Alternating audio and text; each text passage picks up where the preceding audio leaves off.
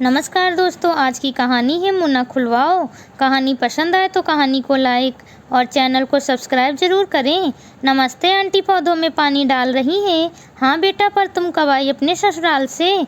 तुम्हारी मम्मी ने बताया नहीं कि तुम आने वाली हो। आओ अंदर बैठते हैं, पाइप पौधों के बीच में रखते हुए आशा ने कहा। हाँ आंटी, वह अचानक ही प्रोग्राम बन गया तो बस आ गई। नैना आशा के पड़ोसी मिसेज वर्मा की तीसरे नंबर की बिटिया थी। बेटे की आशा में 3 बेटियां हो गई थी। मध्यम वर्गीय साधारण परिवार की छोटी बेटी नैना देखने में सुंदर व आकर्षक थी। मिसेज वर्मा ने बेटियों में वो सारे संस्कार व गुण दिए थे जो एक लड़की में होने चाहिए। चूँकि आर्थिक स्थिति बहुत सामान्य थी, इसलिए बहुत सोच समझकर समान ढंग से वर्मा परिवार की जीवन शैली चल रही थी। चूँकि नैना सुंदर एवं सुशील लड़की थी, इसलिए एक संपन्न परिवार के लड़के शिवम ने उसे पसंद कर लिया और शादी का प्रस्ताव रख दिया। नैना के माता पिता भी नैना की शादी को लेकर काफ़ी प्रसन्न थे, क्योंकि नैना काफ़ी धनी परिवार में ब्याह रही थी। शादी के बाद नैना ससुराल में काफ़ी तौर तरीके से रहती थी, बिल्कुल आदर्श बहू की तरह। क्योंकि मैके में काम धाम करती थी, अतः काम करने की आदत से नैना नौकर चाकर के रहते हुए भी दिन भर उनके साथ कामों में लगी रहती थी। नैना की एक ननद थी जो हर गर्मी में मैके आती थी और पूरी छुट्टियां बिताने के बाद ही वापस ससुराल जाती थी। इस बीच नैना कभी भी मैके जाने को नहीं कहती। उसे लगता ननद आई है और मैं मैके चली जाऊं तो शायद उसे अच्छा नहीं लगेगा या उनका अपमान हो जाएगा। यही कारण था कि गर्मियों में वो कभी मैके नहीं आती थी। असल में तुम गर्मियों में कभी यहाँ आती नहीं हो ना नैना, इसीलिए मैंने पूछा।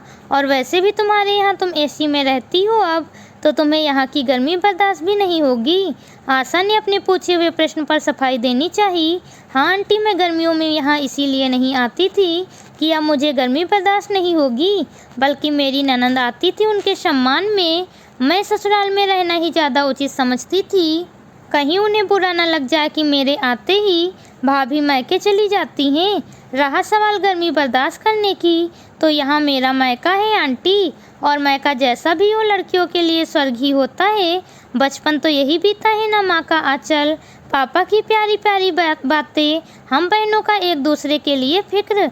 इनके सामने गर्मी जैसी छोटी समस्या कहाँ टिक पाएगी आंटी।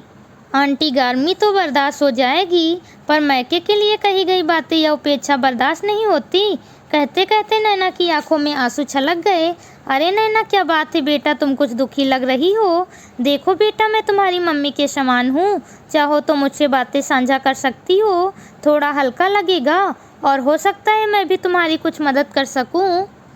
आंटी, वैसे तो ससुराल बहुत अच्छा है, ये भी अच्छे हैं, पर ये मर्द भी ना कभी कभी अपनी असली औकात में आ ही जाते हैं।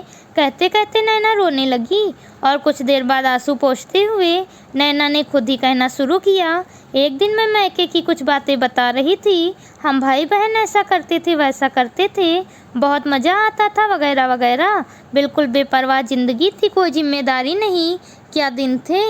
बस मेरा इतना बोलना था कि पतिदेव को मेरे मैके की तारीफ शायद अच्छी नहीं लगी और उन्होंने बीच में ही मुझे टोकते हुए कहा, मुझे अच्छे से मालूम है कि क्या दिन थे तुम्हारे नैना, मेरा मुंह मत खुलवाओ, इसलिए कभी जाने का नाम नहीं लेती हो।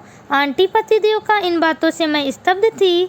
ये सब बातें वो कैसे बोल सकते हैं। हमारी आर्थिक स्थिति के बारे में तो उन्हें पहले से ही पता था। क्या गरीब घर की लड़कियों को मैकों की तारीफ करने का अधिकार नहीं है। मैंने भी पहली बार ससुराल में सबके सामने मुंह खोला और पतिदेव से बोली, मेरा भी मुंह मत खुलवाओ, हर साल गर्मी में आपकी बहन आती है, इसलिए मैं मैके का प्रोग्राम नहीं बनाती हूँ।